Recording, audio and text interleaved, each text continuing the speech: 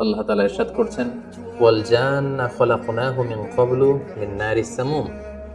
আর আমি মানব জাতি সৃষ্টির অনেক আগে প্রজ্বলিত আগুনের শাখা থেকে জিন জাতিকে তৈরি করেছি। আল্লাহ তাআলা যখন আদম আলাইহিস সালামকে সৃষ্টি করবেন বলে চিন্তা করলেন, আল্লাহ তাআলা সিদ্ধান্তটি ফেরেশতাদের সাথে শেয়ার করলেন। আল্লাহ তাআলা বললেন, ইন্নী জাআইলুন ফিল আরদি খলিফা। ওহে ফেরেশতারা, আমি পৃথিবীতে আমার রিপ্রেজেন্টেটিভ, আমার প্রতিনিধি হিসেবে মানুষ তৈরি করতে যাচ্ছি। যেহেতু জিন জাতিরা পৃথিবীতে আদম আলাইহিস সালামের আগেই অনেক রক্তপাত করেছিল, বিশৃঙ্খলা সৃষ্টি করেছিল, সেই অভিজ্ঞতার আলোকে সেই ডিসকাশনে আল্লাহ তাআলার সাথে ফেরেশতাদের ডিসকাশনে ফেরেশতারা তাদের মতামত পেশ করলেন। তারা বললেন তাদের অভিজ্ঞতার আলোকে, ক্বালু আতাজআলু ফিহা মান ইউফসিদু ফিহা ওয়া ইয়াসফিকুদ দিমা।